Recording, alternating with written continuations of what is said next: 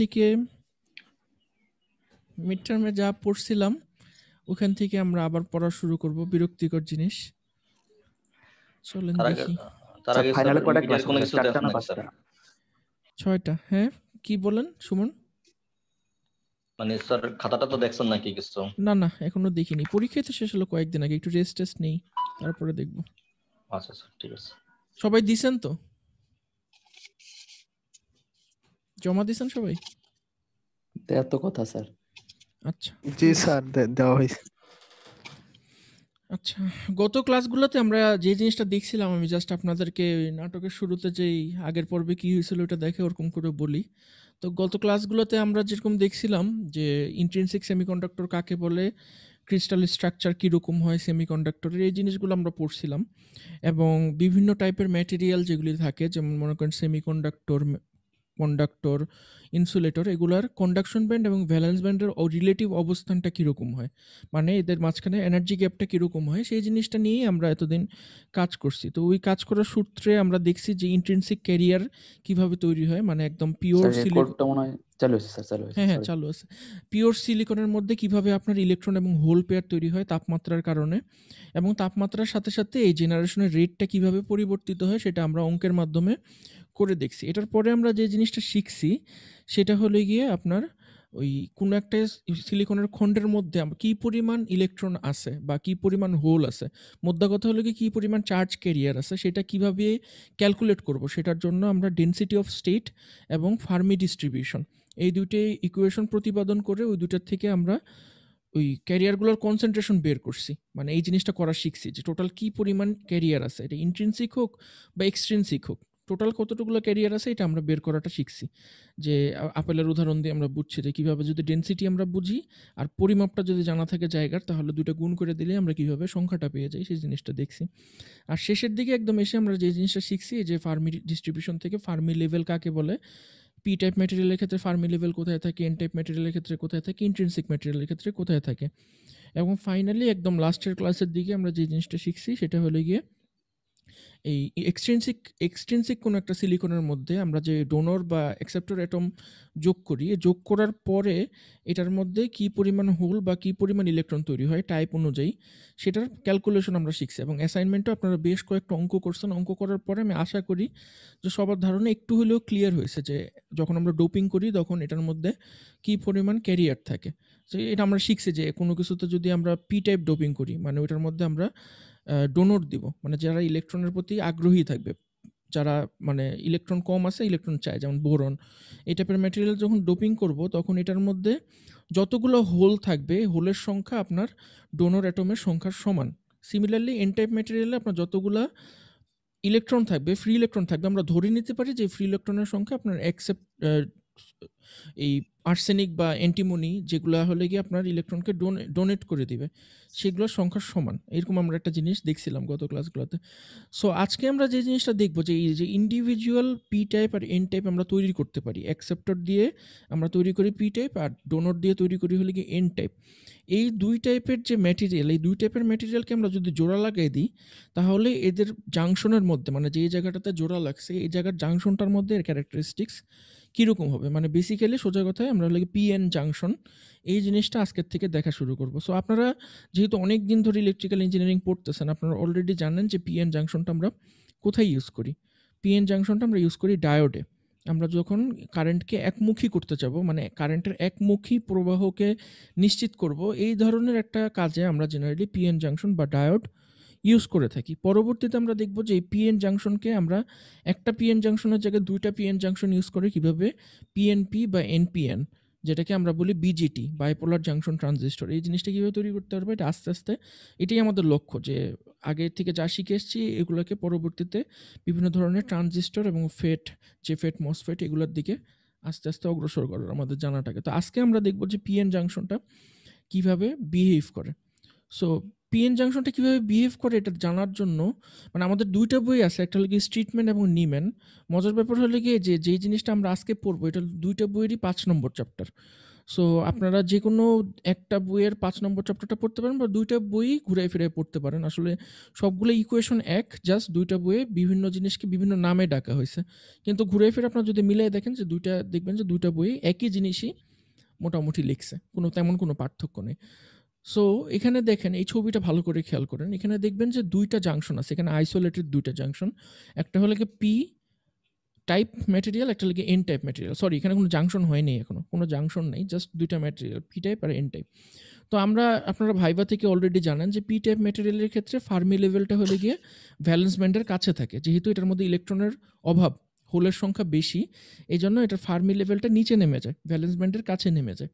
মানে 50% ইলেকট্রন পাওয়ার চান্সটা ভ্যালেন্স ব্যান্ডের কাছাকাছি থাকে।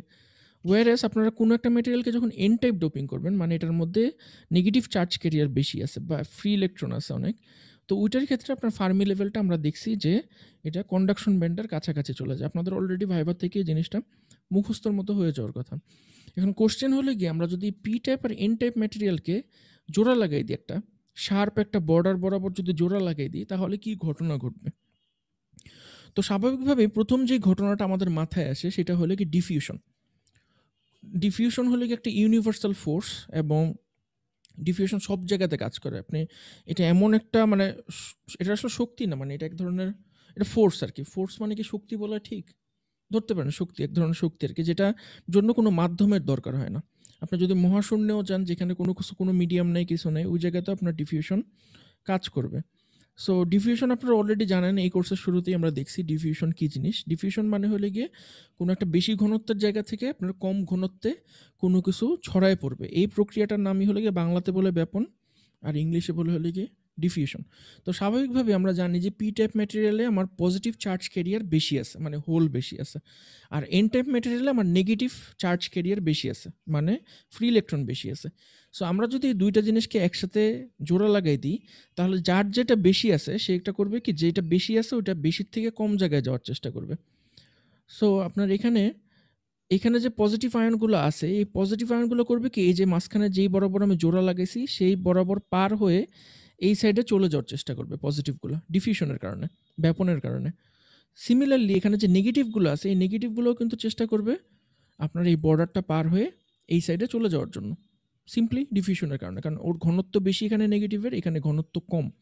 সো ও বেশি ঘনত্ব থেকে কম ঘনত্বের জায়গায় চলে যাওয়ার চেষ্টা করবে। এখন দেখেন মজার ব্যাপার কি, যে পি টাইপ ম্যাটেরিয়াল আমরা জানি যে এটার মধ্যে পজিটিভ চার্জ ক্যারিয়ার বেশি আছে, কিন্তু যেহেতু পি টাইপ ম্যাটেরিয়ালে আপনার এই বর্ডার থেকে পজিটিভ চার্জ ক্যারিয়ার ডিফিউশন হয়ে নেগেটিভের দিকে চলে যাচ্ছে, পজিটিভটা সরে গিয়ে নেগেটিভের দিকে চলে যাচ্ছে, ডিফিউজ হয়ে যাচ্ছে। সো এই বর্ডারের কাছাকাছি একটা জায়গায় নেগেটিভ একটা রিজিয়ন তৈরি হয়, মানে পি টাইপ ম্যাটেরিয়ালের মধ্যেই নেগেটিভ একটা রিজিয়ন তৈরি হয়। কারণ আস্তে আস্তে আপনার যখন এখান থেকে পজিটিভ যখন ওখানে চলে যেতে থাকবে, এই পুরো জিনিসটা কিন্তু চার্জ নিউট্রাল। পি টাইপ যে ম্যাটেরিয়াল, আমি যদি আপনাকে কখনো ভাইভাতে জিজ্ঞেস করি যে পি টাইপ ম্যাটেরিয়ালের টোটাল চার্জ কত, নেট চার্জ কত, আপনারা কি উত্তর দিবেন? এটা নেট চার্জ কত? স্যার টোটালি এর মধ্যে তো কোনো চার্জ থাকবে না। মানে যোগ বিয়োগ করে টোটাল নেট কোনো চার্জ থাকবে না, নেট চার্জ হবে জিরো, তাই না? জি স্যার। প্লাসও না মাইনাসও না, zero. Similarly N type material আমি যদি জিজ্ঞেস করি নেট চার্জ কত, এটার নেট চার্জও কিন্তু জিরো, যদিও জিনিসটা এন টাইপ, মানে ফ্রি ইলেকট্রন বেশি আছে, তারপরেও কিন্তু এটা জিরো, নেট চার্জ জিরো। কারণ এখানে কিন্তু এক্সট্রা কোনো ইলেকট্রন নেই, জি জাস্ট স্যার। স্ট্রাকচারের ভিতর থেকে যে ইলেকট্রন আছে, কিছু কিছু ইলেকট্রন আপনার ভ্যালেন্স ব্যান্ড থেকে কন্ডাকশন ব্যান্ডে চলে গেছে। এটার মানে কিন্তু এইটা না, এটার মধ্যে এক্সট্রা ইলেকট্রন আছে। কিন্তু আপনি একটা জিনিস চিন্তা করে দেখেন যে এই নেট নিউট্রাল একটা জিনিস থেকে যখন পজিটিভ চার্জ পাশের জায়গায় চলে যাবে, তখন কিন্তু এখানে একটা নেট নেগেটিভ চার্জ তৈরি হবে। কারণ এই পজিটিভটা এটার মধ্যে কিন্তু এক্সট্রা ছিল না, এটা টোটাল জিনিসটাকে নিউট্রাল রাখতেছিল এই পজিটিভটা। কিন্তু এই পজিটিভটা যদি এখানে চলে যায়, তাহলে স্বাভাবিকভাবে কোনো কিছু থেকে যদি একটা পজিটিভ চলে যায়, মানে জিরোর থেকে যদি আপনি একটা পজিটিভ বিয়োগ করে দেন, তাহলে এটার ফলাফল কিন্তু হবে হলে কি নেগেটিভ, তাই না? জি স্যার। আমরা এটা সবাই জানি, জিরো থেকে যদি আমরা পজিটিভ বিয়োগ করে দিই একটা চার্জ, তাহলে এটার ফলাফল অবশ্যই হবে হলে কি নেগেটিভ। তাহলে এখানে এই যে নেগেটিভ চার্জগুলো, সেই নেগেটিভ চার্জগুলো রয়ে যাবে। বা আরও সহজভাবে যদি আমরা বলতে চাই, আমরা জানি যে পি টাইপ ম্যাটেরিয়ালের মধ্যে প্রচুর পরিমাণ অ্যাকসেপ্টর আছে। অ্যাকসেপ্টর কিন্তু হলে কি আমরা এইভাবে লিখি এন এ, এই জিনিসটা আপনারা অলরেডি অঙ্ক করার থেকে জানেন যে এন এ আকারে লিখি। তো এন এ যে অ্যাকসেপ্টরগুলো আছে, এই অ্যাকসেপ্টরগুলো যদি একটা করে হোল ছেড়ে দেয়, মানে হোলটাকে আমি এই সাইনটা দিয়ে লিখতেছি। একটা করে হোল যদি ছেড়ে দেয় তাহলে এটার ফলাফল কি হবে? এটার ফলাফল হবে অ্যাকসেপ্টর কিন্তু নেগেটিভলি চার্জড। সবাই কি বুঝতে পারছেন আমার কথাটা?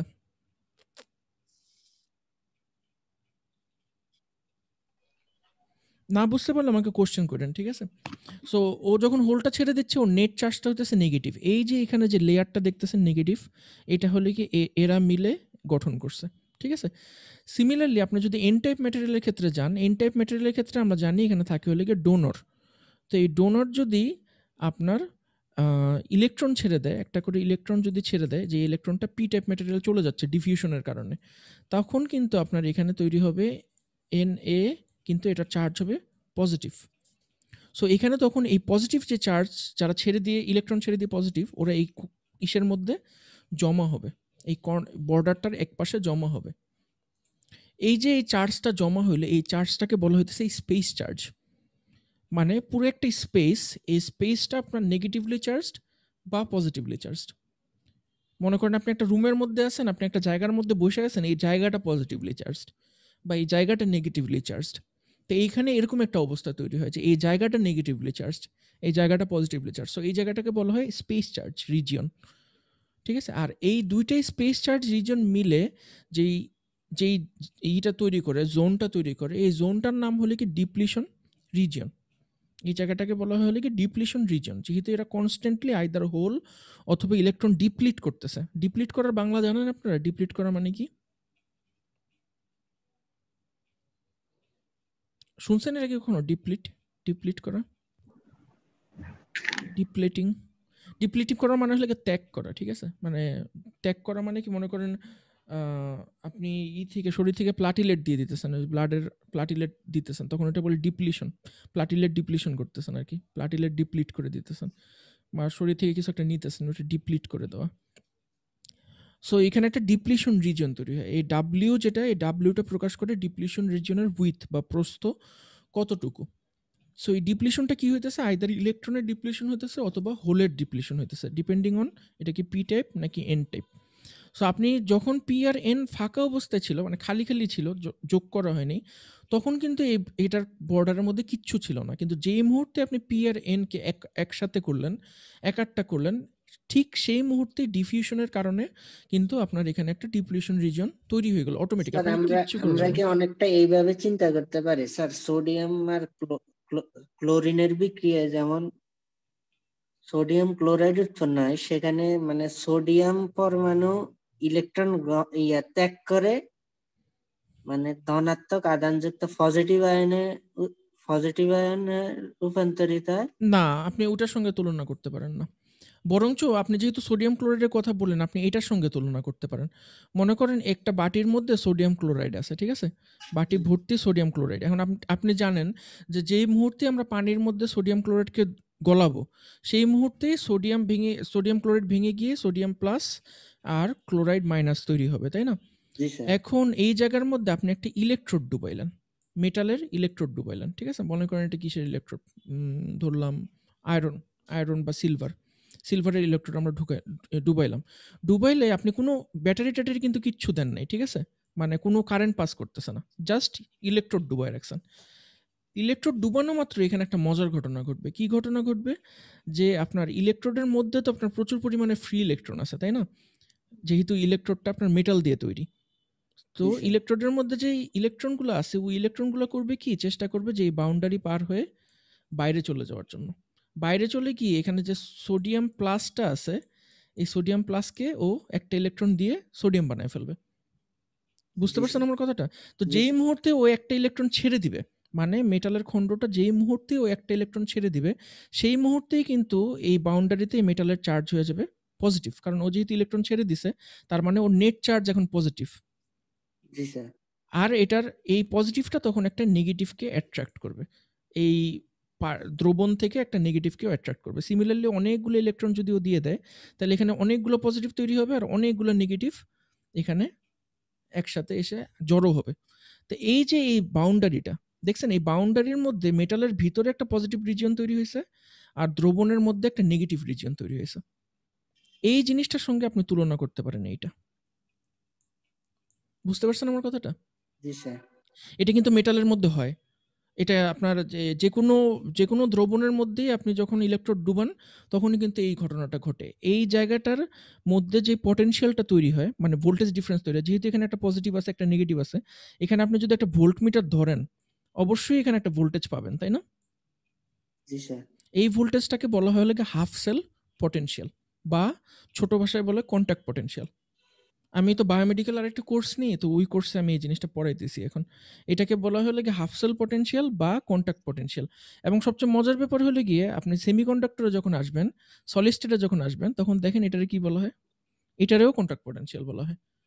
মানে এটা আপনি এখন ইলেকট্রোকেমিস্ট্রি পড়েন বা সলিড স্টেট ফিজিক্স পড়েন, যেকোনো জায়গাতে এই জিনিসটাকে বলা হয় হলো গিয়ে কন্ট্যাক্ট পটেনশিয়াল। যে দুইটা ডিফারেন্ট টাইপের ম্যাটেরিয়াল যখন কন্ট্যাক্টে আসে, এই কন্ট্যাক্টে আসার পরে ওদের বাউন্ডারিতে যে পটেনশিয়ালটা তৈরি হয়, এই পটেনশিয়ালটার নাম হলো গিয়ে কন্ট্যাক্ট পটেনশিয়াল। আপনি খুব সুন্দর একটা প্রশ্ন করছেন, থ্যাংক ইউ আপনাকে। এখন কি বুঝতে পারছেন ব্যাপারটা? জি স্যার। আচ্ছা, সো ডিফিউশনের কারণে খুব ভালো কথা। ডিফিউশনের কারণে তাহলে এখানে একটা নেগেটিভ রিজন তৈরি হলো, এখানে একটা পজিটিভ রিজন তৈরি হলো। এটা মোটামুটি আমরা সবাই বুঝতে পারছি। এখন কোশ্চেন হলো গিয়ে যে এখানে যদি পজিটিভ একটা জায়গা তৈরি হয়, এখানে যদি একটা নেগেটিভ জায়গা তৈরি হয়, আমরা সবসময় জানি যে ইলেকট্রিক ফিল্ডটা সবসময় পজিটিভ থেকে নেগেটিভের দিকে ডাইরেকশন, তাই না?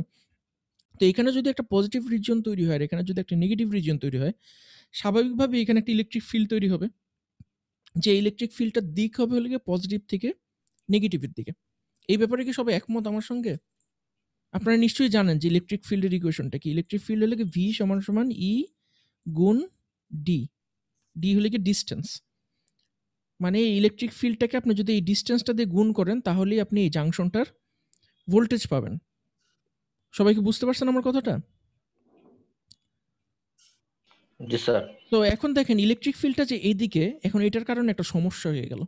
এখানে যেই মুহূর্তে পজিটিভ চার্জ তৈরি হলো, এখানে যেই মুহূর্তে নেগেটিভ চার্জ তৈরি হলো, ইলেকট্রিক ফিল্ডটা আমার পজিটিভ থেকে নেগেটিভ দিয়ে গেল।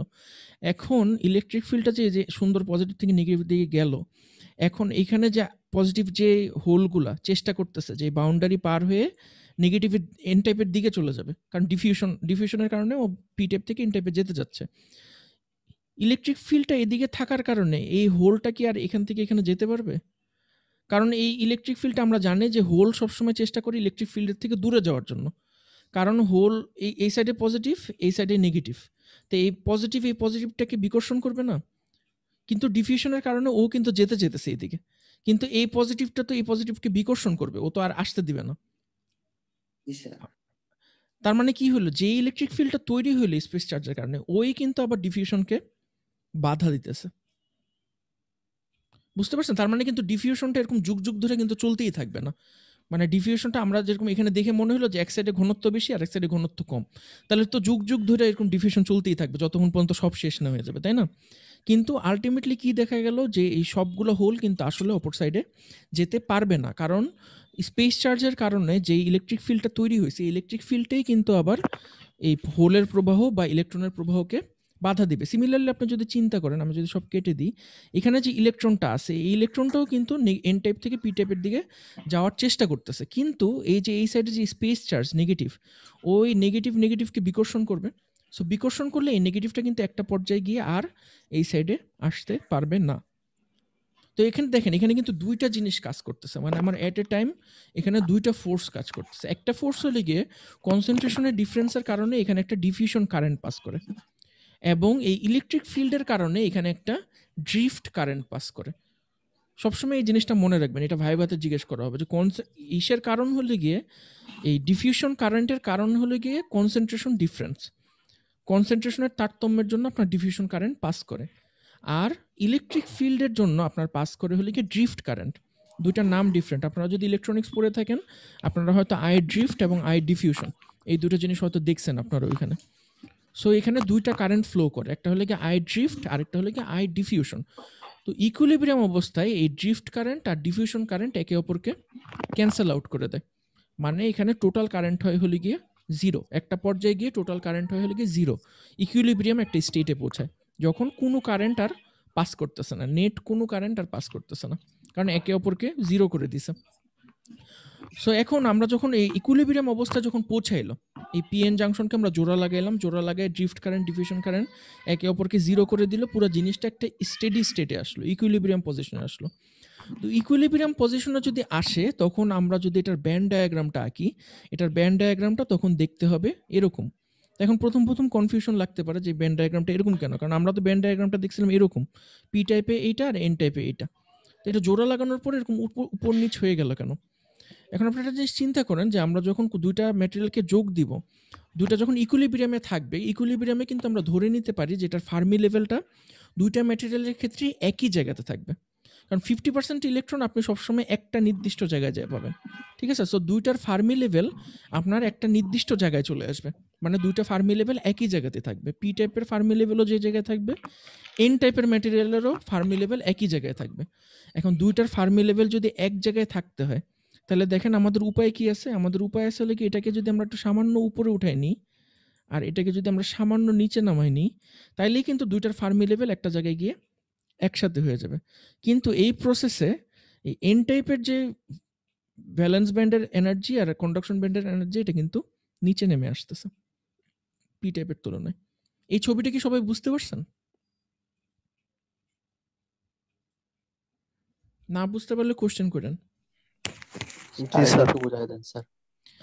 মানে যখন ইকুইলিব্রিয়াম অবস্থায় পৌঁছায়, ওই যে একটু আগে যেটা বললাম, ড্রিফট কারেন্ট ডিফিউশন কারেন্টকে ক্যান্সেল আউট করে দিয়ে একটা ইকুইলিব্রিয়াম অবস্থায় পৌঁছেছে। এখন এই দুইটা ম্যাটেরিয়াল মিলে আমরা যে একটা সিঙ্গেল একটা ম্যাটেরিয়াল বানাইলাম, এই ম্যাটেরিয়ালটার ফার্মি লেভেল একটা নির্দিষ্ট জায়গাতেই থাকবে। মানে একটা ম্যাটেরিয়ালের তো একটাই ফার্মি লেভেল থাকতে পারে, একটা ম্যাটেরিয়ালের তো দুইটা ফার্মি লেভেল থাকতে পারে না। সো ফার্মি লেভেল মানে আমরা জানি যে যেই স্টেটে গেলে আমরা 50% ইলেকট্রন পাবো, সেই পুরা ম্যাটেরিয়ালটার ফার্মি লেভেল একটা নির্দিষ্ট হবে, মানে দুইটা ফার্মি লেভেল হবে না। এই পিএন যে জাংশন আমরা যে একটা নতুন একটা ডিভাইস তৈরি করলাম, এই ডিভাইসটার ফার্মি লেভেল থাকবে নির্দিষ্ট। সো এটার দুইটার ফার্মি লেভেল যদি এক জায়গায় থাকতে হয়, তখন এই ছবিটা দেখতে এরকম হবে আর কি। কেন? কারণ আপনি যদি এই ফার্মি মানে এটার ফার্মি লেভেলটাকে যদি এই জায়গায় নিয়ে আসেন, মানে এই যে ফার্মি লেভেলটা, এই ফার্মি লেভেলটাকে যদি এই জায়গায় নিয়ে আসেন, তাহলে কি করতে হবে? আপনি ইভিটাকে আর একটু নিচে আঁকতে হবে না, আর ইসিটাকে এই জায়গায় আঁকতে হবে না? এইটাই দেখেন এই ছবিটা। এখন কি বুঝতে পারছেন সবাই? জি স্যার, ঠিক আছে। মানে আপনার ফার্মি একটা নির্দিষ্ট ম্যাটেরিয়ালের বা একটা নির্দিষ্ট জিনিসের ফার্মি লেভেল এক জায়গায় থাকতে হবে, এটা দুই জায়গায় ফার্মি লেভেল থাকতে পারবে না। মানে জোড়া লাগানোর আগে যেমন দুই জায়গায় ছিল ফার্মি লেভেল, একটা ছিল এই জায়গায়, একটা ছিল এই জায়গায়, এরকম হতে পারবে না। দুইটার ইকুইলিব্রিয়াম অবস্থায় দুইটার ফার্মি লেভেল এক জায়গায় এসে মার্চ করতে হবে। সো দুইটার ফার্মি লেভেল এক জায়গায় মার্চ করলে তখন পুরো জিনিসটা দেখতে হবে হলে গিয়ে এরকম। বুঝতে এখানে পারছেন? তো একটা কাছাকাছি চলে গেল, কন্ডাকশন ব্যান্ডের একদম কাছাকাছি চলে গেল। হ্যাঁ, এটা একটা মজার ব্যাপার, এটা নিয়ে আমরা পরে আসবো। আপনার খুব ভালো একটা অবজারভেশন করছেন যে এটার কন্ডাকশন ব্যান্ড কিন্তু এটার ভ্যালেন্স ব্যান্ডের খুব কাছাকাছি চলে আসলো, তাই না? ইভিপি যেটা মানে পি টাইপ ম্যাটেরিয়ালের ভ্যালেন্স ব্যান্ড কিন্তু এন টাইপ ম্যাটেরিয়ালের কন্ডাকশন ব্যান্ডের খুব কাছাকাছি চলে আসছে। এখন ইলেকট্রনগুলো কিন্তু ফাঁকিবাজি করে সুন্দর এখান থেকে লাফ দিয়ে এখানে চলে যেতে পারে, তাই না? বুঝতে পারছেন সবাই? জি স্যার। এটা নিয়ে অনেক মজার ঘটনা ঘটবে সামনে, আমরা দেখবো যে এটার কারণে কি হয়। এটার কারণে আমরা জেনার ডায়োড তৈরি করতে পারি, আমরা জেনার ডায়োড জিনিসটা পরে দেখব। সো এখানে আমাদের আরও কিছু জিনিস আছে, ওই জিনিসগুলো একটু কভার করে যাই। সেই জিনিসগুলো হলে কি, একটা হলো ডাব্লিউ, এই জিনিসটা তো আমরা দেখলাম যে ডিপ্লিশন রিজিয়নের উইথটাকে আমরা বলতেছি হলো কি ডাব্লিউ। এই ডাব্লিউ ক্যালকুলেট করার অঙ্ক আমরা সামনে দেখবো, এবং অবশ্যই এটা আপনাদের নেক্সট যে ক্লাস টেস্ট হবে ওই ক্লাস টেস্টের মধ্যে এই অঙ্কটা থাকবে, এই ডাব্লিউর অঙ্কটা থাকবে। সো এই জিনিসটা আপনারা যদি কারো খাতা কলম থাকে যে টাইপ বলেন। মানে যে ম্যাথ গুলো যদি একটা করে এক্সাম্পল সবগুলো হ্যাঁ, করাই দেন তাহলে এবার আমার জন্য বেশি আমি ভালো। গতবার ভুল করছি আসলে, গতবার আমি সবগুলো ম্যাথ আপনাদের জি করাই দিই স্যার, না, এই জন্য মানে যে আপনাদের এক্সাম্পল সমস্যা গুলো করাই হয়েছে। দেন এটা ইজি হয়। ঠিক আছে, আমি এবার একটা দুটো সব করাই দিলে স্যার না মানে এবার আমি করছি কি, এবার আমি যে আমি তো এবারই প্রথম এসএসডি নিচ্ছি, তো আমি এই আপনাদের মিড টার্মের আগে করছি কি, গতবার যারা এসএসডি নিছে ওদের সবার কোর্স ম্যাটেরিয়ালগুলো দেখছি, তখন দেখছি যে সবার পরীক্ষাতেই আপনার ম্যাথ থাকে বেশি, এবং ওরা সবাই আপনার বই থেকে ম্যাথগুলো দেয়। সো আমি চিন্তা করলাম যে আমি ম্যাথ না করে ভুল করছি আপনাদের একটা। সো এবার এমনভাবেই প্ল্যান করছি যেন প্রত্যেকটা ইকুয়েশনের পরেই একটা করে ম্যাথ থাকে ওই রিলেটেড, মানে যেগুলো ক্লাস টেস্টে থাকবে আর কি আপনাদের। সো এই ডাব্লিউ ক্যালকুলেট করার ম্যাথটা আমরা একটু পরে দেখবো, যে ডিপ্লিশন রিজনের উইথটা আমরা কিভাবে ক্যালকুলেট করতে পারি। সো এটা একটা ইম্পর্টেন্ট প্যারামিটার। আরেকটি ইম্পর্টেন্ট প্যারামিটার হলে গিয়ে আমাদের এই ভি নটটাকে আমরা বলি হলে গিয়ে এই সিলিকনের ক্ষেত্রে, সিলিকনের যে পিএন জাংশনের ক্ষেত্রে আমরা যে 0.7 ভোল্ট অ্যাক্টিভেশন এনার্জি, ওই অ্যাক্টিভেশন ভোল্টটাই হলে গিয়ে এই ভি নট। মানে আপনার এই পি টাইপ ম্যাটেরিয়াল এবং এন টাইপ ম্যাটেরিয়ালের মধ্যে একটা ভোল্টেজের ডিফারেন্স, একটা নির্দিষ্ট এনার্জি ব্যান্ডের জন্য ভোল্টেজের ডিফারেন্সটাকে আমরা বলি হলো ভি নট, বা এটাকে আমরা অনেক সময় বলি যে অ্যাক্টিভেশন এনার্জি বলি। এখানে যেমন বলছি ইলেকট্রোস্ট্যাটিক পটেনশিয়াল। সো এই জিনিসটা আমরা কিভাবে ক্যালকুলেট করি? মনে করেন আপনার এই যে কিউ ভি নট আছে, এই কিউ ভি নট থেকে কিন্তু আমরা এই ভি নটটা ক্যালকুলেট করতে পারি। কিউ ভি নট কিভাবে ক্যালকুলেট করবেন? আপনার যে কোনো একটা পি টাইপ ম্যাটেরিয়ালের কন্ডাকশন ব্যান্ড এবং এন টাইপ ম্যাটেরিয়ালের যে কন্ডাকশন ব্যান্ড আছে, এদের দুইটার মধ্যে এনার্জি ডিফারেন্সটা বের করে যদি আমরা কিউ দিয়ে ভাগ করি, তখনই আমরা ভি নটের পরিমাণটা পেয়ে যাব। আমরা কিন্তু অঙ্ক যখন করব একটু পরে দেখব যে এই অঙ্কটাও আমরা এইভাবে করব। এই ভি নটটা হলে কি সিলিকনের ক্ষেত্রে আমরা জানি এই ভি নটটা হলে কি 0.7 ভোল্টের মতো, ঠিক আছে? 0.7 ভোল্টের জন্য মতো। এখানে এই বইতে এটার নাম দিছে হলে কি ইলেকট্রোস্ট্যাটিক পটেনশিয়াল। সেটা হলে গিয়ে এই জিনিসটা, এই ছবিটা যদি দেখেন, এই ছবিটার মানেটা কি? এই ছবিটার মানে হলে গিয়ে একটা হোল, মনে করেন আপনি একটা হোল, ঠিক আছে? আপনি পি টাইপ থেকে এন টাইপের দিকে যেতে যাচ্ছেন ডিফিউশনের কারণে, পি টাইপ থেকে এন টাইপের দিকে যেতে যাচ্ছেন। তো যত আপনি জাংশনের কাছাকাছি পৌঁছাবেন তত আপনার জন্য যাওয়াটা ডিফিকাল্ট হয়ে যাবে। মানে স্বাভাবিকভাবে আমরা যখন কোনো ঢালের মধ্যে দিয়ে উঠতে চাই তখন কিন্তু আমাদের কষ্ট করা লাগে, অনেক কষ্ট করা লাগে। সো একটা হোল মনে করেন এই জায়গায় আছে, তো যতক্ষণ পর্যন্ত পি টাইপ ম্যাটেরিয়ালের মধ্যে আসে ও মোটামুটি সহজে চলাচল করতে পারবে। কিন্তু যত ও জাংশনের কাছে যেতে থাকবে তত ও কী করবে? যে ইলেকট্রিক ফিল্ডটা ও ফিল করা শুরু করবে। এখন ইলেকট্রিক ফিল্ডের সঙ্গে ও যুদ্ধ করে ওকে যাওয়া লাগবে। সো এই যে আপহিল যাওয়াটা, এই আপহিল যাওয়াটার জন্য ওর একটা ভোল্টেজকে অতিক্রম করা লাগবে। এই হোলটার জন্য একটা ভোল্টেজকে অতিক্রম করা লাগবে। এটাকে আমরা বলি হলে কি অ্যাক্টিভেশন ভোল্টেজ। সিলিকনের জন্য আমরা অ্যাক্টিভেশন ভোল্টেজ। আপনি যদি আবার ইলেকট্রনের জন্য যদি চিন্তা করেন, তাহলে ইলেকট্রনের জন্য জিনিসটা হবে হলে গিয়ে উল্টা। ইলেকট্রনের জন্য মানে ছবিটা দেখতে হবে এরকম, আমার ঠিক মনে নেই। ইলেকট্রনের জন্য ছবিটা হবে হলে উল্টা, মানে ইলেকট্রনের জন্য যদি সে যাত্রা শুরু করে এদিক থেকে, তখন যত জাংশনটার কাছে যাবে তত দেখবে ওর জন্য যাওয়াটা ডিফিকাল্ট হয়ে যাচ্ছে। আর হোলের জন্য দেখতে হবে হলে গিয়ে এরকম, মানে হোলটা যত জাংশনের কাছাকাছি যাবে ইলেকট্রিক ফিল্ডটার জন্য ওর যাওয়াটা তত বেশি ডিফিকাল্ট হয়ে যাবে।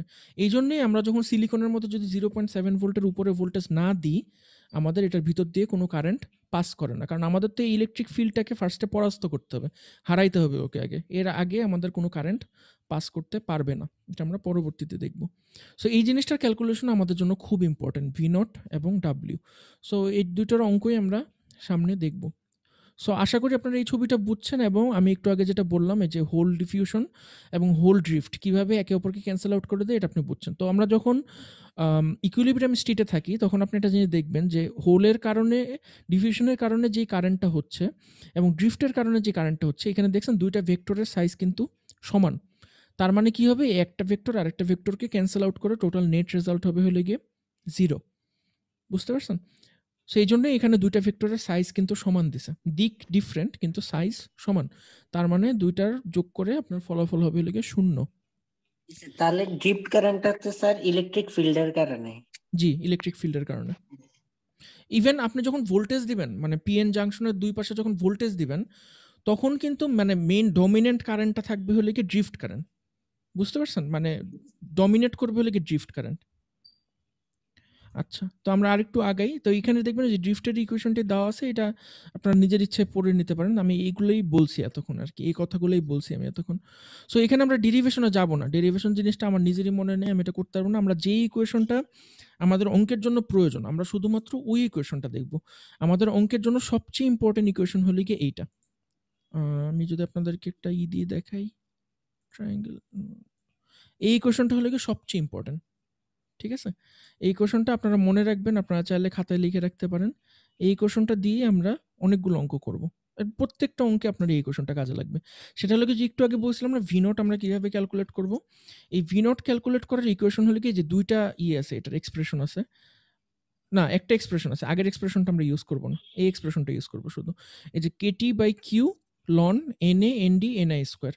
আপনারা সবগুলো জিনিস অলরেডি জানেন, যেহেতু আপনারা মিড টার্মে অঙ্ক করে আসছেন। এখানে কেটি হলে গিয়ে বোল্টজম্যানের ধ্রুবক কে, আর টি হলে গিয়ে টেম্পারেচার, কিউ হলে গিয়ে ইলেকট্রনের চার্জ, এনএ হলে গিয়ে অ্যাকসেপ্টরের কনসেন্ট্রেশন, ডি হলে গিয়ে ডোনারের কনসেন্ট্রেশন, এনআই হলে গিয়ে ইন্ট্রিনসিক কনসেন্ট্রেশন। আপনারা জানেন যে চার্ট থেকে কিভাবে ইন্ট্রিনসিক কনসেন্ট্রেশন 300 কেলভিনে বের করতে হয়, এটা অলরেডি জানেন আপনারা। সো এই ইকুয়েশনটা বের করে আমরা খুব সহজে ভি নটের পরিমাণটা বের করতে পারি। এখন দেখেন এখানে একটা এক্সাম্পল দেওয়া আছে, আমরা এখন স্ট্রিটম্যানের বই ফলো করতেছি।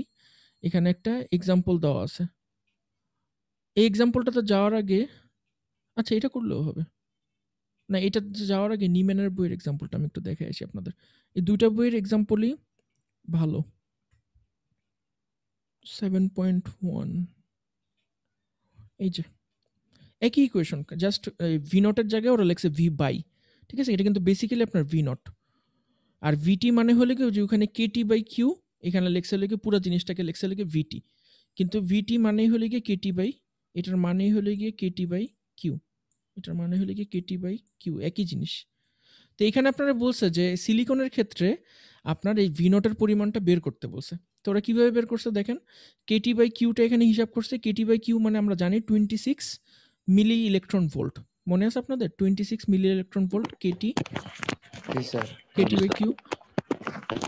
এখানে এই যে দেখছেন এখানে কিন্তু দেখেন 26 মিলি ইলেকট্রন ভোল্টই আসছে। মানে এখানে যদি এটাকে যদি আপনি 1000 দিয়ে গুণ করে দেন, 1000 দিয়ে গুণ করলে দেখবেন যে এখানে 26 মোটামুটি 26 মিলির মতো নিয়ে আসছে, তাই না?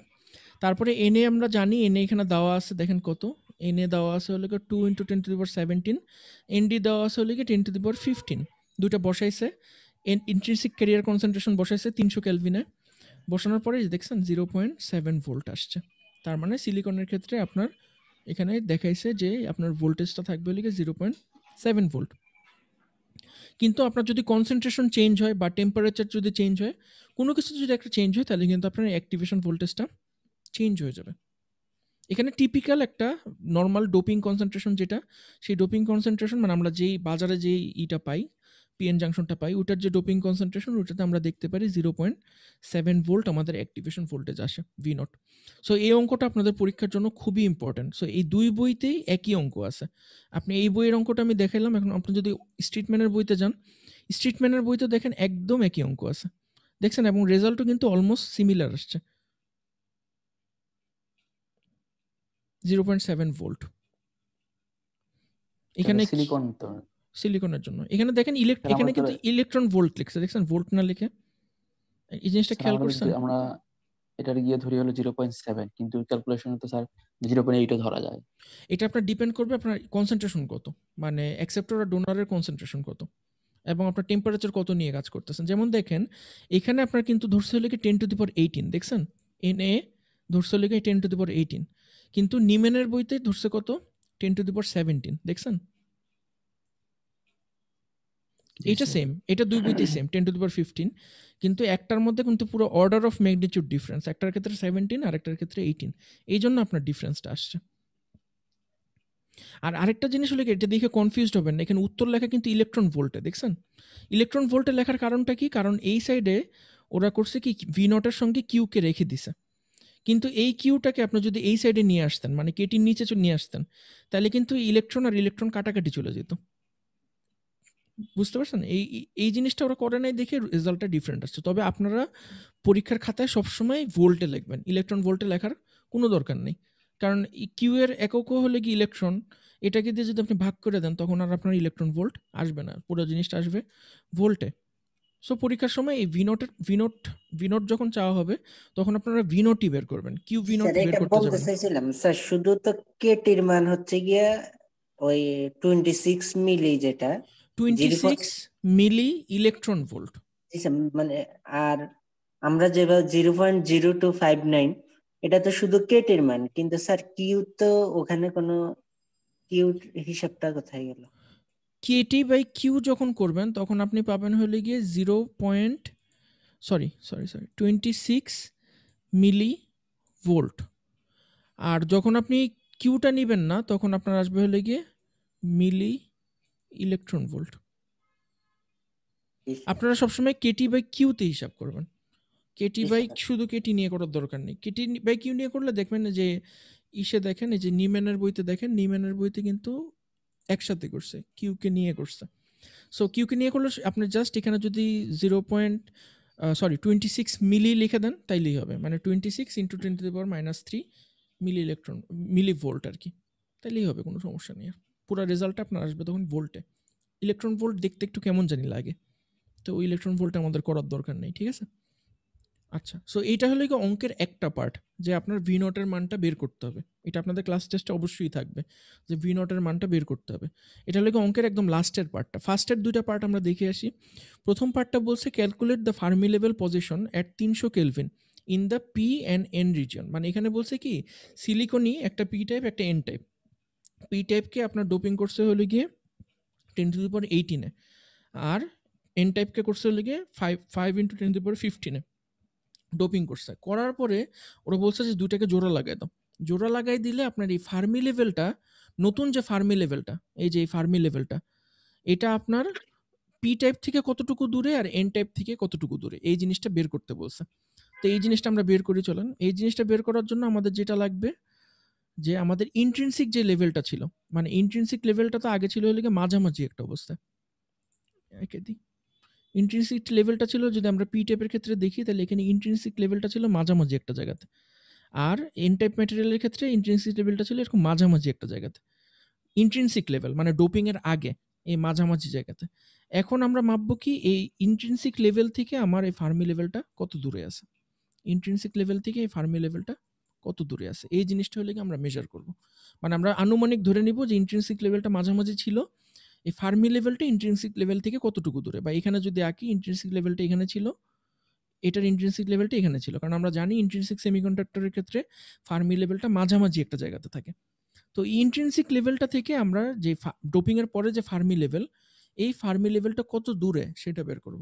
তো এটা বের করার জন্য আপনারা কিন্তু অলরেডি এটা মিড টার্মের অঙ্কে করে আসছেন। এটার জন্য আমাদের এই সূত্রটা লাগবে যে ইআই মাইনাস ইএফ সমান সমান কেটি লন আপনার পিপি বাই এনআই। পিপিটা হলে গিয়ে এখানে আপনার যে 10⁻18 বা যে অ্যাকসেপ্টরের, মানে যেটা আমরা ইসে দেখছিলাম মিড টার্মে, যে এটাকে আমরা নাম দিছিলাম হলে গিয়ে পি নট। পি নটকে এই বইতে বলতেছে হলে গিয়ে পিপি। মনে আছে আপনাদের না ভুলে গেছেন? জি স্যার। জি এই স্যার, সূত্রটা মিড টার্মের অঙ্কেতে জি ইউজ স্যার। করছিলাম আপনার P not by N. P not হিসেবে ব্যবহার করা হয়েছে স্যার। হ্যাঁ, তো এটা যদি করেন তাহলে এখান থেকে আপনারা সুন্দর এই ডিস্টেন্সটা পেয়ে যাবেন একদম মিড টার্মে যেভাবে করছিলেন। তার মানে আমরা পি টাইপ ম্যাটেরিয়ালের ক্ষেত্রে ইন্ট্রিনসিক থেকে ফার্মি লেভেলের দূরত্বটা জেনে গেলাম। সিমিলারলি আপনি একই সূত্র ইউজ করে আমরা এন টাইপ ম্যাটেরিয়ালের ক্ষেত্রেও দূরত্বটা বের করতে পারি।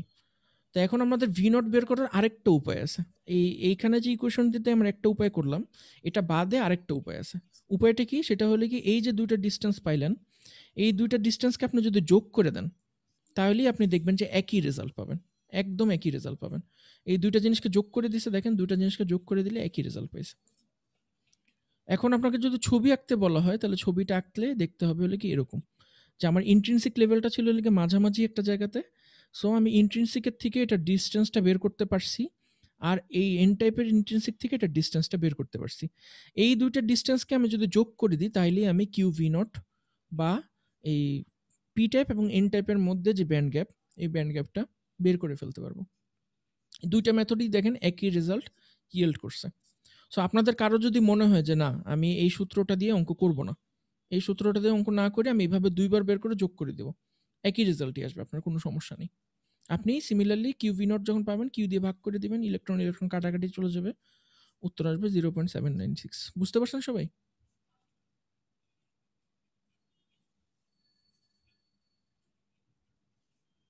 এই অঙ্কটা কি বুঝতে কারো কোনো প্রবলেম আছে?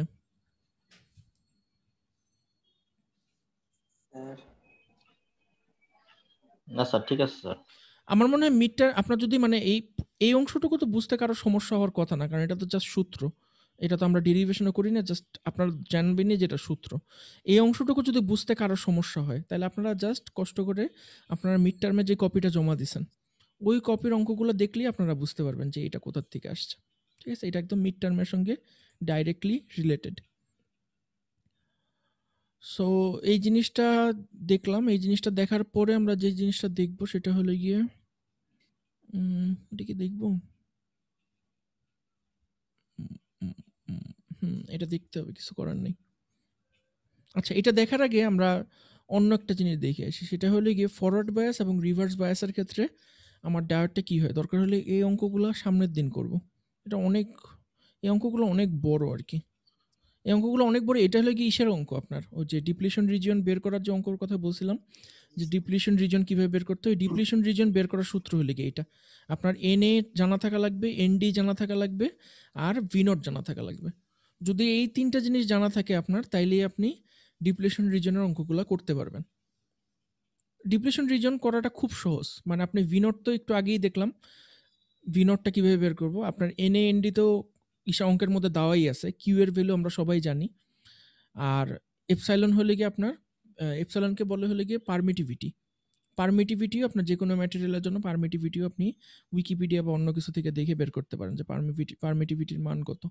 সো এগুলো আপনার জানা থাকলেই আপনার ডাব্লিউটা বের করতে পারবেন। সো একটু আগে আমরা যে অঙ্কটা দেখলাম ওই অঙ্কটার সাথেই যদি আমি জোড়া লাগাই দিতাম যে ডিপ্লিশন রিজিয়নের উইথ বের করো, আপনারা যেই ভ্যালুটা বের করছেন ভি নোটের ওখান থেকেই কিন্তু পুরো অঙ্কটা করে ফেলতে পারতেন।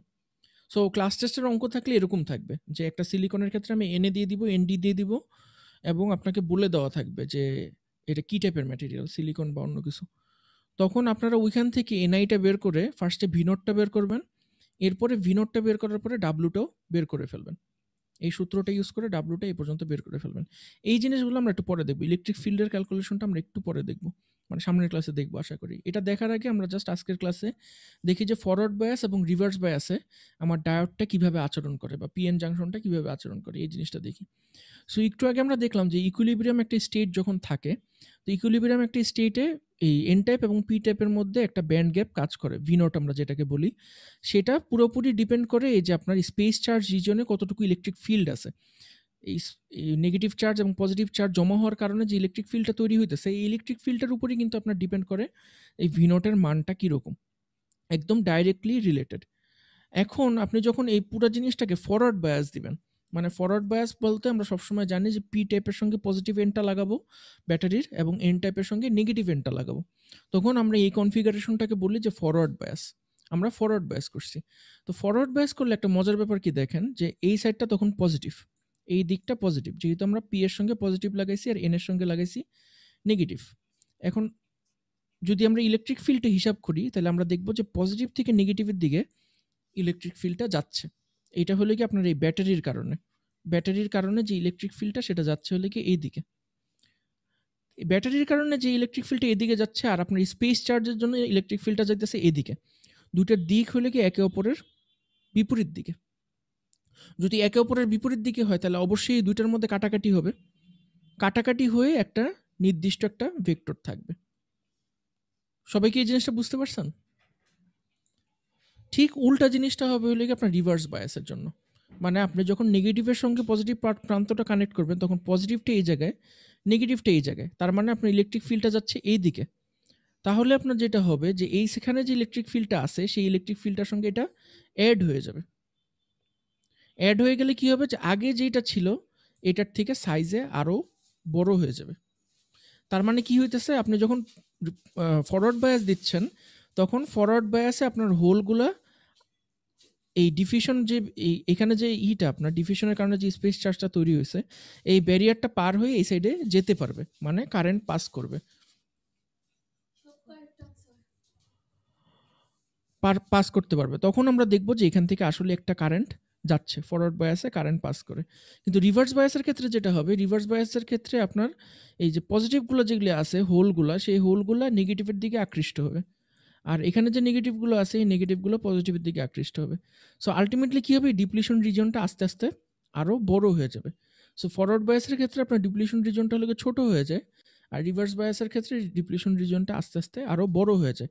সো আলটিমেটলি রিভার্স বায়াসের ক্ষেত্রে কোনো কারেন্ট আমরা দেখি যে পাস করতেছে না, সাধারণ ভোল্টেজে আমরা দেখি যে কোনো কারেন্ট পাস করতেছে না। সো ব্যান্ড ডায়াগ্রামগুলো যদি আমরা দেখি তো ব্যান্ড ডায়াগ্রামে আমরা দেখবো যে নর্মাল ইকুইলিব্রিয়াম অবস্থা যখন আমরা কোনো ভোল্টেজ অ্যাপ্লাই করি নেই তখন দুইটা ম্যাটেরিয়ালে ফার্মি লেভেল আপনার একই জায়গায় থাকতেছে ইকুইলিব্রিয়াম অবস্থায়। কিন্তু যখন আমরা ইকুইলিব্রিয়ামটা নষ্ট করে দিচ্ছি, ফরওয়ার্ড বায়াসটা যখন অ্যাপ্লাই করতেছি, তখন যেটা হইতেছে যে আমার এই ব্যান্ড গ্যাপটা যেটা আগে যেটা ছিল ভি নট, সেই ব্যান্ড গ্যাপটা এখন কমে আসবে। ব্যান্ড গ্যাপটা কমে হয়ে যাবে ভি নট মাইনাস ভিএফ, মানে যে ভোল্টেজটা আপনি অ্যাপ্লাই করছেন সেটা ব্যান্ড গ্যাপ থেকে বিয়োগ হয়ে যাবে। আর রিভার্স বায়াসের ক্ষেত্রে কী হবে, ব্যান্ড গ্যাপের সঙ্গে যোগ হয়ে যাবে, মানে রিভার্স বায়াসের ক্ষেত্রে আপনার ব্যান্ড গ্যাপটা আরও বড় হয়ে যাচ্ছে আর ফরওয়ার্ড বায়াসের ক্ষেত্রে ব্যান্ড গ্যাপটা ছোট হয়ে যাচ্ছে। কারো কি কোনো কোশ্চেন আছে?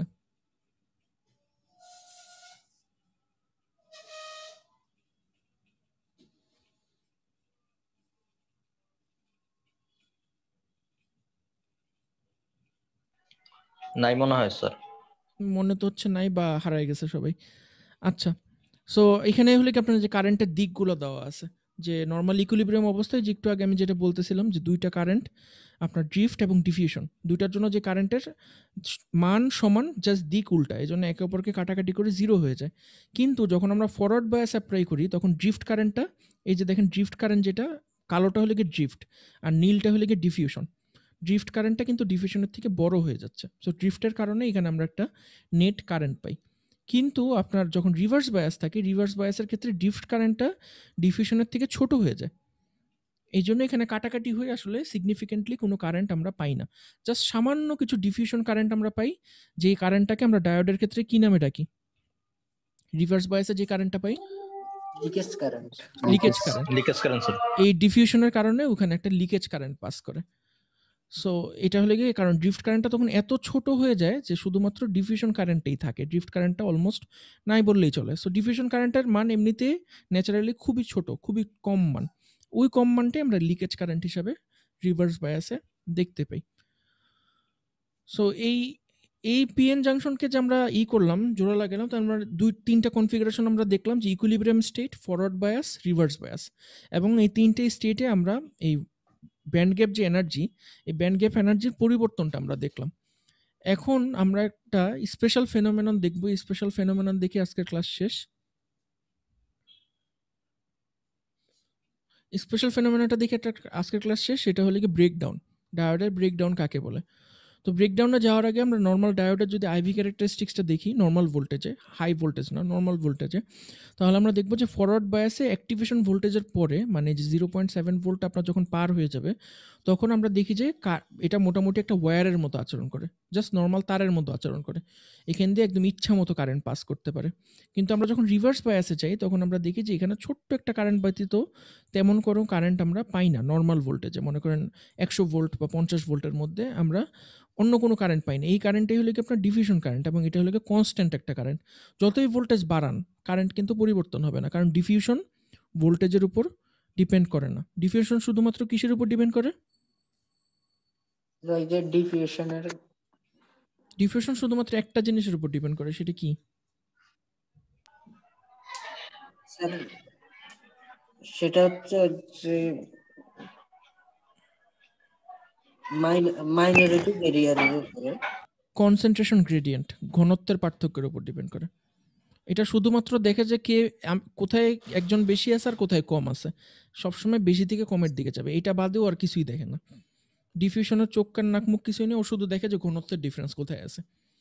সো যতক্ষণ পর্যন্ত ঘনত্বের ডিফারেন্স থাকবে ততক্ষণ পর্যন্ত ডিফিউশন কারেন্টটা পাস করবে। আপনি 1000 কোটি ভোল্টেজ দেন, 1000 কোটি ভোল্টেজ দিলেও ডিফিউশনের একটুও তারতম্য হবে না, কোনো তারতম্য হবে না, ডিফিউশনের মতনই থাকবে। এই জন্য এই কারেন্টটা হলে গিয়ে কনস্ট্যান্ট। বুঝতে পারছেন আমার কথাটা? সেটা তার সময় ব্রেকডাউন ঘটে। হ্যাঁ, ওটাই আমরা দেখবো, ব্রেকডাউনটাই আমরা এখন দেখবো। মানে আমি জাস্ট নর্মাল ভোল্টেজে বলতেছি, মনে করেন 100 ভোল্ট আপনি যদি দেন তখন দেখবেন যে ডিফিউশনের কোনো তারতম্য হইতেছে না, কারণ ডায়োড জেনারেলি, নর্মাল যে ডায়োড থাকে, ডায়োড জেনারেলি 100 ভোল্টের পরে গিয়ে ব্রেকডাউন হয়। কিছু কিছু ডায়োড থেকে 1000 ভোল্টে গিয়ে ব্রেকডাউন হয়। সো 1000 ভোল্টের আগ পর্যন্ত আপনার ডিফিউশন কারেন্ট কিন্তু সেমই থাকবে, কোনো পরিবর্তন হবে না এখানে। আচ্ছা, সো এই যে ইকুয়েশনটা, এই ইকুয়েশনটাকে প্রকাশ করা হলে কি এইভাবে, মানে ডায়োডের কারেন্টের ইকুয়েশনকে প্রকাশ করা হয় হলে কি এইভাবে। সো এটার মধ্যে এই I not E Q V by KT, এই যে এই পার্টটুকু হলে কি আপনার ইসের কারণে, এই ডিফিউশনের আই হলে কি আপনার টোটাল ডিফিউশন কারেন্ট,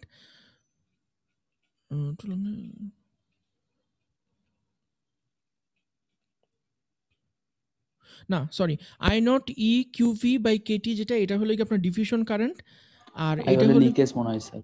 কোনটা? আইটা শুধু এই যে আইটা, জি স্যার।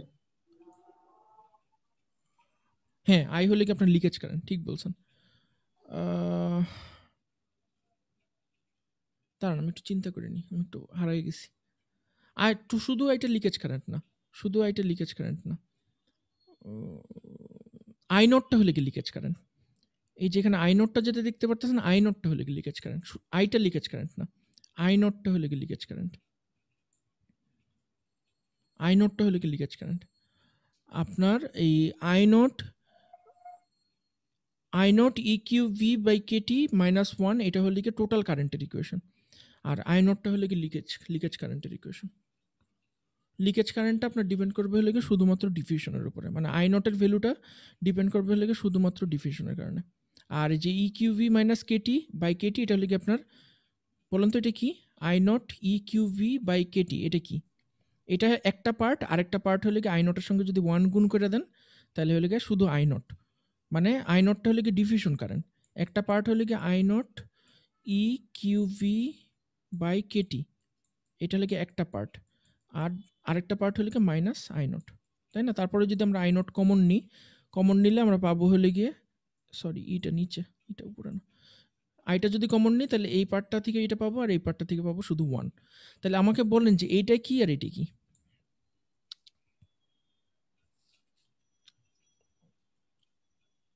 স্যার মিডে তো আমরা এরকম একটা ইয়ে করছিলাম স্যার। এটা হলে কি ড্রিফট কারেন্ট, ঠিক আছে? যেহেতু এই যে দেখতেছেন এখানে ভোল্টেজ রিলেটেড আছে, জি স্যার। তার মানে এটা হলে কি ড্রিফট কারেন্ট, ভোল্টেজ অ্যাপ্লাই করার ফলে আপনার যে কারেন্টটা পাস করতেছে এটা হলে কি এটা। আর আই নটটা হলে কি আপনার লিকেজ কারেন্ট, বুঝতে পারছেন? মানে যেটা ডিফিউশনের কারণে পাস হইতেছে। সেই দুইটা কম্পোনেন্ট মিলে আপনার টোটাল ডায়োডের ইকুয়েশনটা এইভাবে ঠিক করা হয়েছে, আই সমান সমান I not e q V by kT minus 1, এটা হলে কি টোটাল কারেন্টের ইকুয়েশন। সো এখন আমরা দেখব যে ব্রেকডাউনটা কিভাবে হইতেছে আসলে, কারণ আমরা দেখতেছি যে রিভার্স বায়াসে কারেন্ট যাওয়ার আসলে কোনো উপায় নেই। রিভার্স বায়াসে কারেন্ট যাবে কিভাবে? রিভার্স বায়াসে তো আপনার ডিপ্লিশন রিজন অনেক বড় হয়ে যেতেছে এবং ব্যান্ড গ্যাপ অনেক বেড়ে যাচ্ছে আমার, সো এখান থেকে আসলে কারেন্ট যাওয়ার লজিক্যালি কোনো উপায় নেই। কিন্তু এখানে মজার একটা ঘটনা ঘটে, সেটাকে আমরা নাম দিয়েছি হলো ব্রেকডাউন।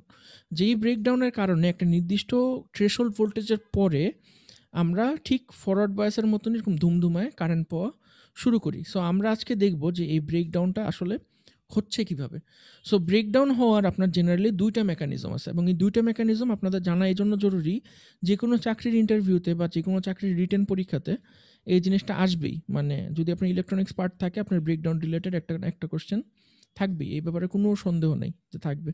সো সবচেয়ে বেশি কমন যে কোশ্চেনটা জিজ্ঞেস করা হয় সেটা হলো জেনার ব্রেকডাউন এবং অ্যাভালাঞ্চ ব্রেকডাউনের মধ্যে পার্থক্য কি। আমি জানি না আপনারা অলরেডি এই কোশ্চেনটা শুনছেন নাকি, কখনো কখনো কি শুনছেন অ্যাভালাঞ্চ ব্রেকডাউনের কথা? নাম শুনছি স্যার এগুলো। অ্যাভালাঞ্চ হলে কি আপনার ওই যারা পাহাড়ি এলাকায় থাকেন, চট্টগ্রাম বা অন্য কোথাও থাকেন, বা মুভিতে হয়তো দেখছেন যে পাহাড়ি ঢল নামে অনেক সময় ভূমিধস হয়, খবরে দেখছেন হয়তো ভূমিধস হয়। ভূমিধসটা কিভাবে হয়? মনে করেন পাহাড়ের চূড়া, মানে বর্ষার মৌসুমে, মানে এমনিতেই তখন বৃষ্টির কারণে এমনিতেই মাটির সাথে সাথে থাকে, সো উপর থেকে মনে করেন ছোট কিছু একটা পড়া শুরু করছে, পড়া শুরু করতে করতে ও করে কি যত নিচের দিকে যেতে থাকে ও অনেক কিছুকে টেনে নিয়ে যায় সাথে করে।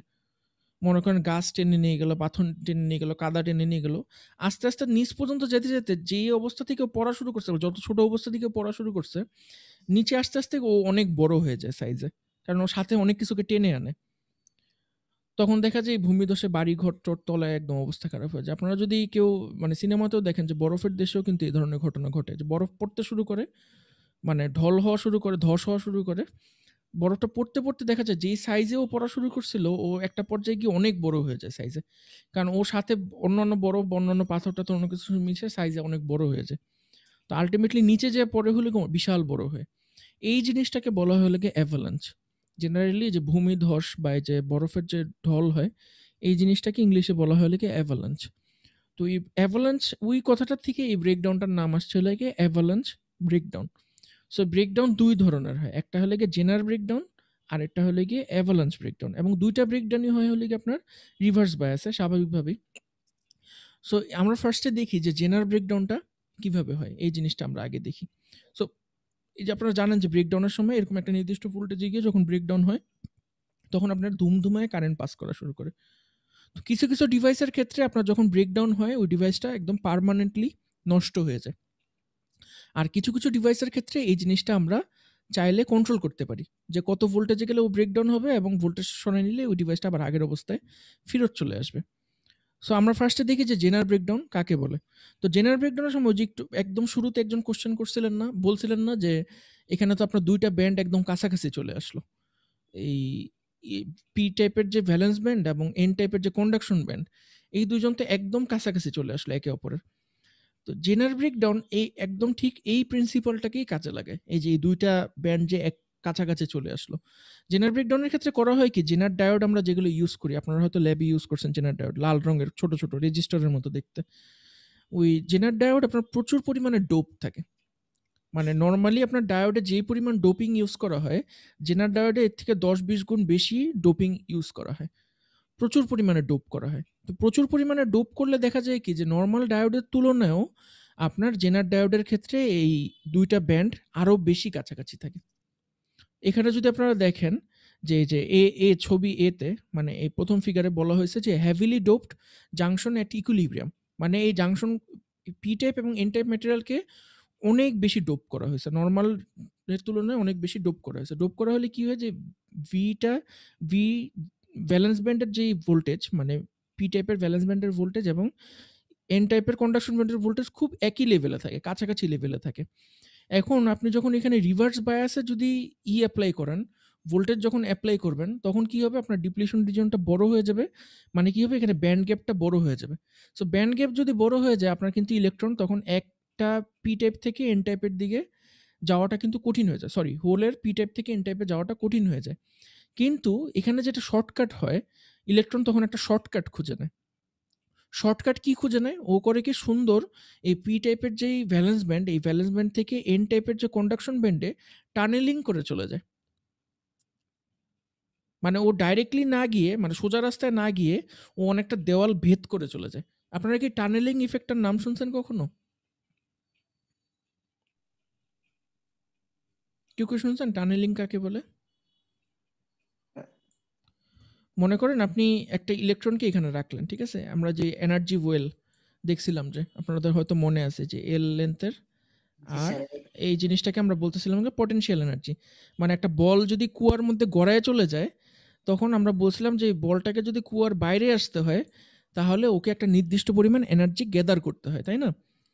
জি স্যার। কিন্তু একটা মজার ব্যাপার যেটা হয় যে আপনার যদি খুব হাইলি এনার্জাইজড ইলেকট্রন যদি থাকে, খুব হাইলি এনার্জাইজড ইলেকট্রন, এই হাইলি এনার্জাইজড ইলেকট্রন একটা স্পেশাল ক্ষমতা আছে। সেই ক্ষমতা কি, ও চাইলে এই ওয়ালটাকে ভেদ করে চলে যেতে পারে।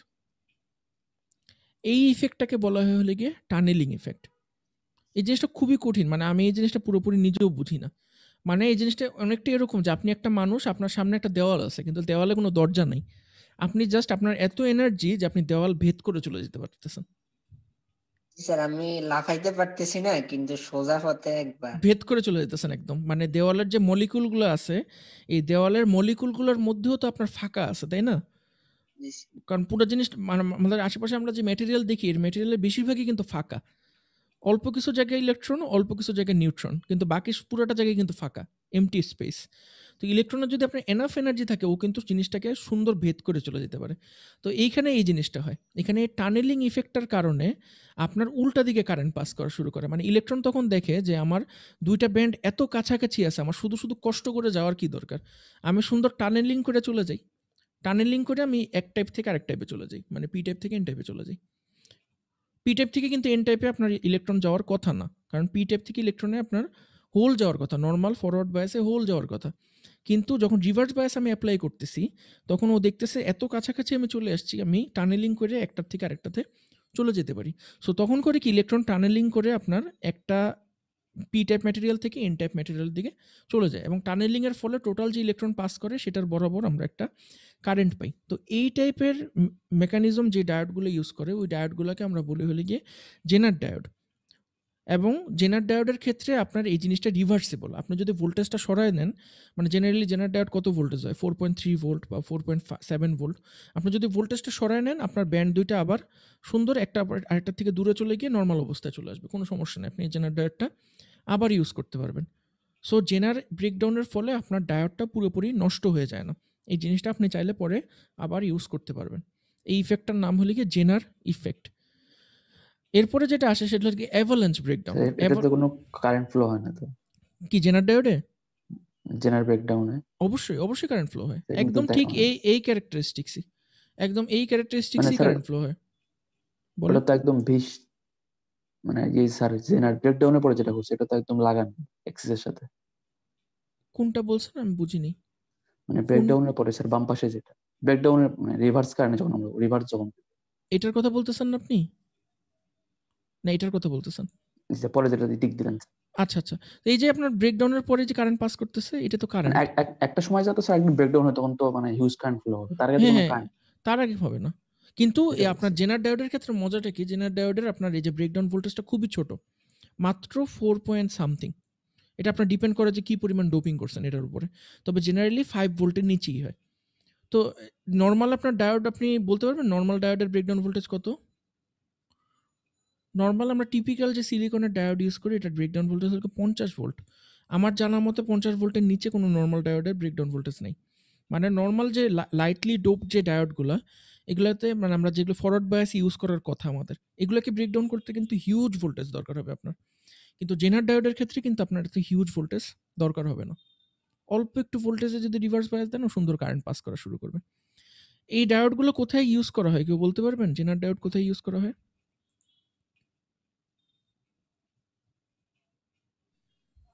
Sir voltage regulator. Exactly. Voltage regulator বা আরো ভালোভাবে বলতে গেলে ভোল্টেজ স্টেবিলাইজার। মনে করেন আপনার দুনিয়া উলটপালট হয়ে যেতেছে। জেনার ডায়োডের অ্যাক্রসে আপনি যদি একটা ভোল্টমিটার ধরেন, আপনি কিন্তু সবসময় ওখানে 4.3 ভোল্ট পাবেন। স্যার একবার যদি ফ্রিজে ইউজ করা হয় স্যার, হ্যাঁ, ফ্রিজ ইউজ টিভিতে। করা হয়। একবার যদি জেনার ডায়োডটা আপনি রিভার্স বায়াসে চলে যায়, মানে ব্রেকডাউন হয়ে যায়, এটার অ্যাক্রসে আপনি কিন্তু সবসময় 5 ভোল্ট পাবেন। বুঝতে পারছেন আমার কথাটা? তো এইখানে মনে করেন ভোল্টেজ অনেক ফ্ল্যাকচুয়েট করতেছে। ইনপুটে ভোল্টেজ অনেক ফ্ল্যাকচুয়েট করতেছে। কিন্তু আপনি যদি জেনার ডায়োড থেকে আউটপুট নেন, আপনি কিন্তু কনস্ট্যান্ট 5 ভোল্ট পাবেন। বুঝতে পারছেন আমার কথাটা? সো জি এটা স্যার। একটা জেনার ডায়োডের ইউজ কেস। জি আমি স্যার। সিওর আরো অনেক ইউজ আছে। যেমন ওখানে রিলেতে আপনি মনে করেন নির্দিষ্ট একটা ভোল্টেজের উপরে বা নিচে উঠলে আপনি রিলে অফ করে দিবেন বা অন করে দিবেন। ওই এগুলোকে কি বলা হয়? রিলে সার্কিট আরকি। ওই রিলে সার্কিটই ইউজ করা হয়। পিএলসিতে স্যার। হুম। আচ্ছা, তো আমি আশা করি যে জেনার ডায়োড আপনারা বুঝতে পারছেন। সো জেনার ডায়োড থেকে আমরা কি শিখলাম? যে এই টোটাল জিনিসটা হয় হলো গিয়ে আপনার এই ইসের কারণে টানেলিং এর কারণে, এবং এটাতে আপনার ডায়োডের কোনো ক্ষতি হয় না। ডায়োডটাকে আপনি আবার ইউজ করতে পারবেন। এরপরে আসা গেল হলো কি অ্যাভালাঞ্চ ব্রেকডাউন। তো অ্যাভালাঞ্চের ঘটনাটা যেহেতু খুব মানে কি বলবো? মানে এটা খুব ধ্বংসাত্মক একটা ঘটনা। মানে নরমালি পাহাড়ি হৃদয় ধস বা অন্য বিদারক। কিছু। হ্যাঁ, হৃদয় বিদারক ঘটনা। তো ডায়োডের ক্ষেত্রেও এই ঘটনাটা খুবই হৃদয় বিদারক। মানে অ্যাভালাঞ্চ ব্রেকডাউন যদি কোনো ডায়োডে হয়, ওই ডায়োডটা চিরতরে শেষ। ওইটা আর কখনো ঠিক হবে না। সো অ্যাভালাঞ্চ ব্রেকডাউনের ক্ষেত্রে কি হয়? অ্যাভালাঞ্চ ব্রেকডাউন হলে কি আমাদের নরমাল ডায়োডে। মানে আপনার ঠিক নরমাল যতটুকু অ্যামাউন্ট ডোপিং করার ঠিক অতটুকু ডোপিং করা আছে। এখন আপনি রিভার্স বায়াস দিতেছেন, বাড়াইতেই আছেন। তো একটা পর্যায়ে বাড়াইতে যেটা হবে যে আপনার সিলিকনের যেই অণুগুলা আছে, এই অণুগুলা কিন্তু ওরা আয়োনাইজড হয়ে যাবে একটা পর্যায়ে গিয়ে। কারণ এত ভোল্টেজ ইলেকট্রিক ফিল্ড, ওর চারপাশে এত ইলেকট্রিক ফিল্ড। তো সিলিকন দেখবে যে আমার একটা সাইডে পজিটিভ প্রান্ত আছে, একটা সাইডে নেগেটিভ প্রান্ত আছে। তো এই যে আপনার যে মলিকুলগুলো আছে, এই মলিকুলগুলোর যে ইলেকট্রনগুলো, এই ইলেকট্রনগুলো কিন্তু চেষ্টা করবে যে সমযোজী বন্ধন যেটা, কোভ্যালেন্ট বন্ডের মাধ্যমে আপনার যেই ইলেকট্রনগুলো একটা সিলিকনের সঙ্গে আরেকটা সিলিকন যে যুক্ত, ওরা দেখবে যে ইলেকট্রিক ফিল্ড এত বেশি, আমি সুন্দর ইলেকট্রিক ফিল্ডের দিকে চলে যাই। তখন ওরা করবে কি, সমযোজী যে বন্ধনটা আপনার, এই সমযোজী বন্ধনটা ভেঙে ইলেকট্রন বের হয়ে যাবে। ইলেকট্রন বের হয়ে গিয়ে আপনার ইলেকট্রিক ফিল্ডের দিকে তখন যাত্রা শুরু করবে। এই যে এই জিনিসটাই এখানে দেখানো হয়েছে যে এই সমযোজী বন্ধনে আপনার যে ইলেকট্রিক ফিল্ডটা আছে, ওই ইলেকট্রিক ফিল্ডটা সুন্দর করে ভেঙে ও করবে কি, সুন্দর ইলেকট্রিক ফিল্ডের দিকে যাত্রা করা শুরু করছে। মানে এই সাইডে পজিটিভ যদি হয় ইলেকট্রিক ফিল্ডের, এই সাইডে যদি নেগেটিভ হয়, তাহলে এই ইলেকট্রনগুলো বন্ডিং ভেঙে ও পজিটিভের দিকে যাবে এবং হোলগুলো বন্ডিং ভেঙে নেগেটিভের দিকে যাওয়ার চেষ্টা করবে। একবার যদি সমযোজী বন্ধন যদি ভেঙে যায়, এই সমযোজী বন্ধন আর কখনো জোড়া লাগবে না। সো এই অ্যাভালাঞ্চের কারণে তখন কি হয়, ইলেকট্রনের প্রবাহ হয় এবং হোলের প্রবাহ হয়। তখনই আমরা দেখি যে ব্রেকডাউন কারেন্ট পাস করতেছে এবং কিছুক্ষণ পরে ডায়োডটা জাস্ট সিম্পলি পুড়ে যাবে, নষ্ট হয়ে যাবে, আর কাজ করবে না, এবং এই ডায়োডটা আপনি আর ইউজ করতে পারবেন না। সো আপনাদের যদি কখনো পরীক্ষার ইন্টারভিউ বা অন্য কোথাও জিজ্ঞেস করে যে অ্যাভালাঞ্চ ব্রেকডাউন এবং জেনার ব্রেকডাউনের মধ্যে পার্থক্য কি, তাহলে আপনারা এই অনেকগুলো পার্থক্য বলতে পারবেন যে দুটোর basic principal different. Avalanche breakdown হইতেছে আপনার আয়োনাইজেশনের কারণে, আর জেনার ব্রেকডাউন হইতেছে ইলেকট্রন টানেলিং এর কারণে। জেনার ব্রেকডাউন হয় অল্প ভোল্টেজে, অ্যাভালাঞ্চ ব্রেকডাউন হয় হলে কি বেশি ভোল্টেজে। জেনার ব্রেকডাউন হইলে আপনি ডায়োডটা আবার ইউজ করতে পারবেন, কিন্তু অ্যাভালাঞ্চ ব্রেকডাউন হলে ওই ডায়োড আপনি আর ইউজ করতে পারবেন না। সো আমি জাস্ট 3টা পার্থক্য বললাম। আমি শিওর যে আরও অনেক পার্থক্য আছে, আপনারা মাথা খাটাইলে ওই পার্থক্যগুলো পাবেন। সো আজকের ক্লাস এই পর্যন্তই থাকুক। আমরা নেক্সট ক্লাসে এই যে ইসের অঙ্কগুলো দেখব, এই ড্রিফট ডিফিউশন কারেন্ট কিভাবে মেজার করতে হয় ডায়োডের মধ্যে, এই জিনিসটা আমরা মাপা শিখব। আর ওই ইসের অঙ্কগুলো দেখব, x xp naught x n নটের যে অঙ্কগুলো, সেটার নাম কি জানি, আমি ভুলে গেছি, দাঁড়ান দেখে আসি।